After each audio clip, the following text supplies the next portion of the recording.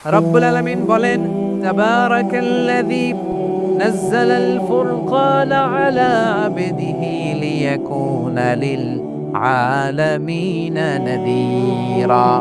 বরকতময় সেই সত্তা যিনি ফুরকানকে মানে এই কোরআনকে তার বান্দার উপর নাজিল করেছেন, যাতে করে বিশ্ব নবী গোটা মানব মণ্ডলীর জন্য সতর্ককারী হতে পারে। সুবহানাল্লাহ। বিশ্বনবী সবাইকে সতর্ক করতে এসেছে আমার প্রিয় সিলেটের ভাইয়েরা, নাকি শুধু আমাদেরকে? মুসলিম অমুসলিম মক্কাবাসী কি উত্তর দিয়েছিল জানেন? এত হেভি ওয়েটফুল একটা কথা বলেছিল। তারা বলেছিল, অবশ্যই বিশ্বাস করব, কারণ মা জাররাবনা আলাইকা ইল্লা সিদকা, আমরা জীবনে কোনোদিন তোমার মুখে মিথ্যা শুনি নাই। সুবহানাল্লাহ কইবেন না?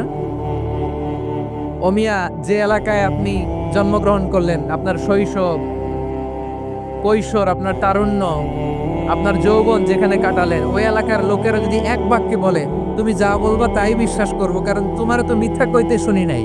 মা জাররাবনা আলাইকা ইল্লা সিদকা, we have never ever witnessed a single lie from you, আমরা জীবনে একটা মিথ্যা তোমার মুখ থেকে শুনি নাই। সুবহানাল্লাহ বলেন। দেখেন, এই কথার মাধ্যমে এক বাক্যে বিগত 40 বছরের সার্টিফিকেশন হয়ে গেছে। কথা বলেন ঠিক কিনা? বিগত 40 বছর আমার নবী মক্কায় কেমন লাইফ লিড করেছেন, এক বাক্যে সার্টিফিকেশন, মা জাররাবনা আলাইকা ইল্লা সিদকা। তখন বিশ্বনবী বললেন, ফাইন্নী নাযীরুল লাকুম বাইনা ইয়াদাই আযাবিন শাদীদ, যদি আমার কথা বিশ্বাস করো তাহলে জেনে রাখো, যদি মূর্তি পূজা আর এই শিরকি কর্মকাণ্ড ছেড়ে না দিয়ে এক আল্লাহর পথে ফিরে না আসো, কঠিন আযাব তোমাদের জন্য অপেক্ষা করছে। আওয়াজ করে পড়েন আল্লাহু আকবার। ফাইন্নী নাযীরুল লাকুম বাইনা ইয়াদাই আযাবিন শাদীদ, ভয়ঙ্করতম শাস্তি তোমাদের জন্য অপেক্ষা করেছে, আমি সেই শাস্তির সতর্কতা দিতে এসেছি। তাহলে বিশ্বনবীর আরেকটা বৈশিষ্ট্য, তিনি সতর্কতাকারী। সুবহানাল্লাহ, তিনি সতর্ককারী। উম্মাহকে রিমাইন্ডার দিতে এসেছেন, ওয়ার্নিং দিতে এসেছেন। আবার জাহান্নামীরা যখন জাহান্নামে যাবে, ফেরেশতারা ডেকে বলবে, ও কপাল পোড়া জাহান্নামীরা, জাহান্নামে কেন ঢুকলা? দুনিয়ার বুকে কি তোমাদেরকে সতর্ক করার জন্য কেউ আসে নাই? কুল্লামা উলকিয়া ফিহা ফাউজুন সাআলাহুম খাযানাতুহা আলাম ইয়াতিকুম নাযীর। সুবহানাল্লাহ পড়েন। আলাম ইয়াতিকুম নাযীর, কোন সতর্ককারী আসে নাই? বিশ্বনবী নাযীর হয়ে, সতর্ককারী হয়ে পৃথিবীতে আসলেন। তিনি জাহান্নামের ব্যাপারে উম্মাহকে সতর্ক করেছেন। জান্নাতকে যেমনি তিনি চমকপ্রদভাবে উম্মাহর সামনে পোর্ট্রে করেছেন, চিত্রায়িত করেছেন, ঠিক অনুরূপভাবে ভয়ঙ্কর জাহান্নামকেও তিনি এই উম্মাহর সামনে পোর্ট্রে করেছেন। জাহান্নামকে কিভাবে বিশ্বনবী উম্মাহর সামনে পোর্ট্রে করলেন, চিত্রায়িত করলেন, শুনতে মনে চায়? সিলেটবাসী শুনতে মনে চায়? জান্নাতের কথা শুনে যেমনি জান্নাতে যাওয়ার ব্যাপারে আপনারা আগ্রহী হয়েছেন, জান্নাতের নাজ নেয়ামতের কথা শুনে, জান্নাতের ফিচার শুনে যেমনি জান্নাতে যাওয়ার ব্যাপারে আমরা উদ্বেলিত হয়েছি, উচ্ছ্বসিত হয়েছি, জাহান্নামের কথা শুনলে কিন্তু আমাদের কলিজা কেঁপে উঠবে। কিভাবে বিশ্বনবী পোর্ট্রে করলেন? বিশ্বনবী বলেন, নারুকুম হাদিহিল্লাতি ইউখিদু ইবনু আদম জুজউন মিন 70 জুজআন মিন হাররি জাহান্নাম। ও আমার উম্মতেরা, তোমরা যে রান্নাঘরে যে আগুন দিয়ে রান্না করো, তোমরা কি ভেবেছো জাহান্নামের আগুন ওই রান্নাঘরের আগুনের মতো না? আপনারা কি চেনে যে রান্না করেন, এই রান্নাঘরের আগুন আর জাহান্নামের আগুন তো একই না? সিলেটের ভাইরা বুঝে থাকলে উত্তর দেন। কিচেনের রান্নাঘরের আগুন আর জাহান্নামের আগুন এক না? একরকম? বিশ্বনবী বলেন, জুজউন মিন 70 জুজআন মিন হাররি জাহান্নাম, জাহান্নামের আগুন দুনিয়ার আগুনের চেয়ে কমপক্ষে 70 গুণ বেশি তেজওয়ালা। জাহান্নামের আগুনকে আল্লাহ নাম দিয়েছেন নারুল্লাহ। এটা আল্লাহর আগুন, নারুল্লাহিল মুকাদা আল্লাতী তাত্তালিউ আলাল আফিদা, যেটা কলিজার মধ্যে যে ধরে যায়। দুনিয়ার আগুন হাতে লাগলে হাত জ্বলে, পায়ে লাগলে পা জ্বলে, জাহান্নামের আগুন দেহের যেই জায়গায় লাগুক না কেন, সাথে সাথে কলিজাটা জ্বলে ছাই হয়ে যাবে। নারুল্লাহিল মুকাদা আল্লাতী তাত্তালিউ আলাল আফিদা, জাহান্নামের আগুন গায়ে লাগলে আপনার কলিজা পুড়ে ছাই হয়ে যাবে। ওই জাহান্নামে আমরা যেতে চাই? আমরা তো সবাই মিলে নাশিদ গাইলাম, জান্নাতে আমরা একা যাব না, সবাই মিলে যাব। ওই জাহান্নাম থেকেও সবাই মিলে বাঁচার দরকার আছে না নাই? কি ভয়ঙ্কর শাস্তির বর্ণনা যে বিশ্বনবী দিয়েছেন, এত বিস্তর আলোচনার সুযোগ আমার নাই। আমি শুধু সবচেয়ে হালকা পাতলা, দ্য লাইট পানিশমেন্ট, সবচেয়ে হালকা শাস্তি কি হবে এটা বলবো। বিষ্ণুই বলেন, ইন্না আহওয়ানা আহলিন নারি আযাবান ইয়াউমাল কিয়ামাতি লারাজুলুন তুদউ ফি আখমাসি কদামাইহি জামরাতান ইয়াগলি মিনহুমা দিমাগু। জাহান্নামের সবচেয়ে হালকা আযাব কি হবে শোনো। সবচেয়ে ভারী না হালকা? সবাই বলুন, জাহান্নামের সবচেয়ে কঠিন আযাব না হালকা? জাহান্নামের সবচাইতে হালকা আযাব হলো ওই ব্যক্তির আযাব যার পায়ে দুটো জাহান্নামের আগুনের জুতা পরিয়ে দেয়া হবে। ওই আগুনের উত্তাপে তার মাথার মগজগুলো ভাতের মারের মতো টপ টপ টপ টপ করে বেয়ে বেয়ে পড়বে। নাউজুবিল্লাহ পড়বেন না? আচ্ছা প্রিয় সিলেট, আওয়াজ করে বলেন, এইটা যদি সব জাহান্নামের ভেতরে লক্ষ লক্ষ কোটি কোটি কাফির মুশরিককে দেওয়ার পরেও জাহান্নাম বলবে হালমিম মাজিদ, আরো আছে নাকি, আরো দাও। কোটি কোটি কাফেরের দল, মুশরিকের দল, সীমা লঙ্ঘনকারী দল, তাদেরকে যখন জাহান্নামে ফেলা হবে, বড় বড় পাথর খণ্ড জাহান্নামে ফেলা হবে, তারপরও জাহান্নাম বলবে হালমিম মাজিদ, আরো আছে নাকি, দাও, আরো দাও, আরো দাও। আমার ক্ষুধা নিবারণ হয় নাই। জাহান্নামে তো উত্তপ্ত হবে, জ্বলন্ত হবে, ভয়ঙ্কর হবে। জাহান্নামের এক অংশ আরেক অংশকে খেয়ে ফেলবে। আল্লাহু আকবার। ফেরেশতারাও টালমাটাল হয়ে যাবে। জাহান্নামের রক্ষী ফেরেশতারা কি করবে তারা নিজেরাও বুঝতে পারবে না। কোটি কোটি মুশরিক কাফেরদেরকে জাহান্নামে নিক্ষেপ করার পরেও জাহান্নাম ঠান্ডা হবে না, শান্ত হবে না, বলবে হাল মিন মাজিদ, আরো আছে নাকি, আরো দাও। তখন আল্লাহ তাআলার কুদরতি পা জাহান্নামের ভেতরে ঢুকিয়ে দিবে। সুবহানাল্লাহ পড়তে পারলেন না মজা করে? কোনো কিছুতেই যখন জাহান্নামকে শান্ত করা যায় না, আল্লাহ তাআলা তার কুদরতি পা জাহান্নামে ঢুকিয়ে দিবেন। দেওয়ার সাথে সাথে জাহান্নাম থেকে আওয়াজ আসবে, কত কত বিইজ্জাতিকা ওয়া বিকদরিক, আল্লাহ বিইজ্জাতিকা ওয়া বিকারমিক, আল্লাহ আপনার ইজ্জতের কসম, যথেষ্ট হয়েছে, এনাফ এনাফ, আর লাগবে না। সুবহানাল্লাহ বলেন। ওই ভয়ঙ্কর জাহান্নামে আমরা যেতে চাই কেউ? আমরা সব সময় ওই জাহান্নাম থেকে আল্লাহর কাছে পানাহা চাই। আওয়াজ করে বলেন ঠিক কিনা? বিশ্বনবী সব সময় আল্লাহর কাছে আল্লাহর জান্নাত চাইতেন, আল্লাহর জাহান্নাম থেকে পানাহা চাইতেন। তিনি বলতেন, আল্লাহুম্মা ইন্না নাসআলুকাল জান্নাতা ওয়া নাউযু বিকা মিনান নার। আল্লাহ তোমার কাছে জান্নাত চাই, তোমার জাহান্নাম থেকে পানাহা চাই। আবার আমরা যখন দোয়া পড়ি, আমরা পড়ি রাব্বানা আতিনা ফিদ দুনিয়া হাসানাতাও ওয়া ফিল আখিরাতি হাসানাতাও ওয়া কিনা আযাবান নার। আল্লাহ দুনিয়ার কল্যাণ দাও, আখিরাতের কল্যাণ দাও, জাহান্নামের আগুন থেকে বাঁচিয়ে দাও, পড়ে আমিন। ওয়া কিনা আযাবান নার মানে কি? আল্লাহ তুমি আমাদেরকে বাঁচাও আগুনের শাস্তি থেকে। এটা বিশ্বনবীর সবচাইতে প্রিয় দোয়া ছিল। নবী যখন তাওয়াফ করতেন, প্রতিটা তাওয়াফে তিনি এই দোয়াটা পড়তেন। রুকনে ইয়ামানি থেকে হাজরা আসওয়াদে যখন তিনি যেতেন, এই দোয়াটা পড়তেন, রব্বানা আতিনা ফিদ দুনিয়া হাসানা ওয়া ফিল আখিরাতি হাসানা ওয়া কিনা আযাবান নার। আল্লাহ দুনিয়ার কল্যাণ দাও, আখিরাতের কল্যাণ দাও। আল্লাহ জাহান্নামের আগুনের শাস্তি থেকে তুমি আমাদেরকে বাঁচাও। আওয়াজ করে সবাই করুন আমিন। তাহলে বিশ্বনবী ওই জাহান্নামের ব্যাপারে আমাদেরকে সতর্ক করেছেন। এজন্য আল্লাহ তাআলা বিশ্বনবীর নাম দিয়েছেন নাদির, সতর্ককারী, ওয়ার্নার। আল্লাহ বলেছেন, নবী আপনারে আমি শাহিদ মানে সাক্ষ্যদাতা বানালাম, মুবাশশিরান আপনারে আমি সুসংবাদদাতা বানালাম, নাদিরা আপনারে আমি সতর্ককারী বানালাম। 4 নম্বরে ওয়া দাঈয়ান ইলাল্লাহি বিইذনিহি, আপনারে আমি দাঈ ইলাল্লাহ বানালাম। সুবহানাল্লাহ পড়েন। আপনাদের মনোযোগ আছে না গেছে? মাশাআল্লাহ মনোযোগ আছে তো? আমি তো ভাবছি বোরিং হয়ে গেছে। বৈশিষ্ট্য কয়টা সবাই বলেনি? 5 আঙ্গুল এরকম উঁচু করে আওয়াজ করে আমাকে দেখিয়ে বলো তো বৈশিষ্ট্য কয়টা? বলে ফেলেছি কয়টা? রইল কয়টা? 4 নম্বরে দাঈয়ান ইলাল্লাহ, সবচেয়ে গুরুত্বপূর্ণ পয়েন্ট। আমার দিকে তাকাও, আমার সাথে কানেক্ট করো।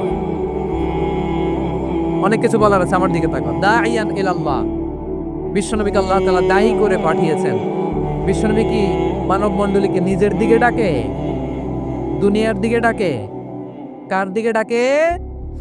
দাঈয়ান ইলাল্লাহ বিইذনি, আল্লাহর আদেশে আমি আপনাকে দায়ী করে পাঠিয়েছি। বিশ্বনবী মানব মণ্ডলীকে আল্লাহ তাআলার দিকে ডাকতেন।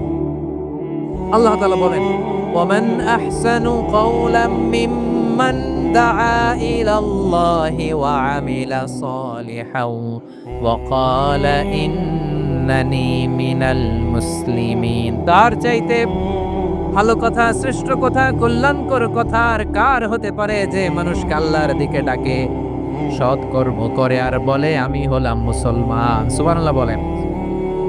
এবং এই যে দাওয়াতি কাজ বিশ্বনবী করবেন, এটার একটা মেথডোলজি আছে। বিশ্বনবী কিভাবে দাওয়াতি কাজ করবেন উম্মার মাঝে, এটাও আল্লাহ তাআলা দাওয়া মেথডোলজি তিনি শিখিয়ে দিলেন। তিনি বললেন উদউ ইলা সাবিলি রাব্বিকা বিল হিকমাতি ওয়াল মাউইযাতিল হাসানাতি ওয়াজাদিলহুম বিল্লাতী হিয়া আহসান। নবী, হে আপনি মানুষকে আপনার রবের দিকে ডাকুন প্রজ্ঞার সাথে, বিচক্ষণতার সাথে, সুন্দর কথামালা দিয়ে, উপদেশ দিয়ে। আর যদি আল্লাহর দ্বীন প্রচার করতে যে কারো সাথে তর্ক করতে হয়, সর্বোত্তম পন্থায় সেই তর্ক করেন। পড়েন সুবহানাল্লাহ। প্রিয় ভাইরা, উদউ ইলা সাবিলি রাব্বিকা বিল হিকমা, আমরা হিকমতের সাথে দাওয়াতি কাজ করতে চাই। হিকমা মানে কি? হিকমা মানে হচ্ছে knowledge plus common sense equals to হিকমা। আল্লাহর দেয়া কোরআন সুন্নাহ এবং আপনার কমন সেন্স দুইটাকে একসাথে মিক্স করলে এটা প্রজ্ঞা হিসেবে রিফ্লেক্ট করে। শুধু কোরআনের আয়াত মুখস্থ করলেই হবে না, হাদিস মুখস্থ করলেই হবে না, এটা কিভাবে উপস্থাপন করতে হবে সেটাও জানার দরকার আছে না নাই? কি বলতে হয়, কতটুকু বলতে হয় সেটাও জানার দরকার আছে না নাই? সেটার নাম হচ্ছে হিকমা, প্রজ্ঞা। এই প্রজ্ঞার সাথে, বিচক্ষণতার সাথে আমাদেরকে দাওয়াতি কাজ করতে হবে। বিশ্ব ইসলামের দাওয়াতি কাজের পন্থা দুই একটা শেয়ার করে আলোচনার ইতি টানবো ইনশাআল্লাহ। হ্যাঁ, পেয়েছি। আর হাত দেখানো লাগবে না, বসো। সে যখন ইসলামে আসে একবারে আপনি সব চাপিয়ে দেবেন না। নতুন কেউ দিনে ফিরেছে, ইসলাম মানতে চায়, আপনি যদি বলেন তোর 5 ওয়াক্ত নামাজ পড়তে হবে, রোজা রাখতে হবে, তাহাজ্জুদ পড়তে হবে, তোর দাড়ি নাই কেন, তুই তো জাহান্নামে যাবি, এরকম অনেকে বলে কি বলে না? বলা যাবে না, এগুলো বলবেন না। দাওয়াত দিতে হবে গ্রাজুয়ালি, ধীরে ধীরে মানুষকে বোঝাতে হবে। এটা কি কোরআনের মাজলিসের পরিবেশ হইল? এই সিলেট, এই তোমরা তো আগের 2 প্রোগ্রামকে ছাড়াই গেলা। বসো না, একটু শান্ত হয়ে বসো না, একটু শান্ত হও, একটু স্থির হও না, একটু শান্ত হও না। শান্ত হয়ে যাচ্ছে। হ্যাঁ, ঠিক আছে। তোমাদেরকে বারবার থামানোর কথা বলা না লাগলে আমি এখন আখিরি মোনাজাত দিয়ে যেতে পারতাম। ডেফিনেটলি আমরা এখন মোনাজাতে মুভ করতে পারতাম।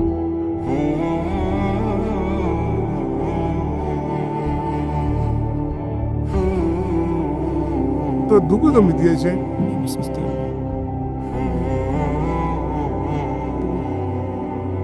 পুরো লক্ষ লক্ষ মানুষ, আমি তো দেখতে পাচ্ছি কত লক্ষ লোক হয়েছে একটা জায়গায়, কোনো সমস্যা নাই। এখানে কয়েকশো ছেলে পেলে এই ধাক্কা থাকি।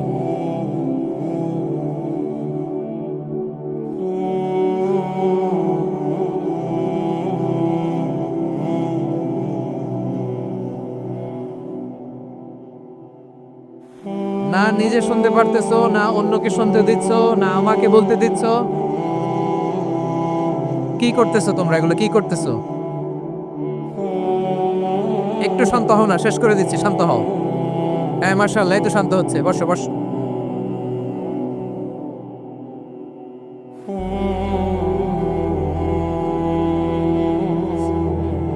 ঠিক আছে, হ্যাঁ ঠিক আছে, না শান্ত হয়ে যাবে, মাশাআল্লাহ। হ্যাঁ, অথবা যে যেভাবে আছো দাঁড়িয়েও তো আমরা ওয়াজ শুনি, তাই না? দেখা লাগবে, এটা জরুরি। আরে মোবাইলের মধ্যে তো নাম লিখে সার্চ দিলেই সবাই দেখা যায়, ঠিক কি না?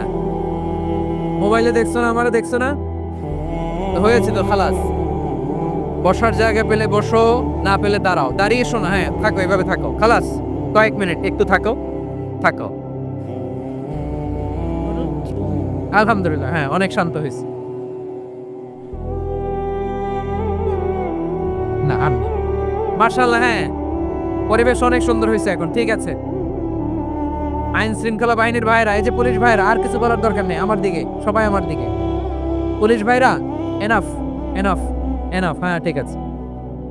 একবারে ইসলামের সব মানুষ মানতে পারে না। আপনারা কি জানেন মদের বিধান, মদের হারাম হওয়ার বিধান একবারে আসে নাই।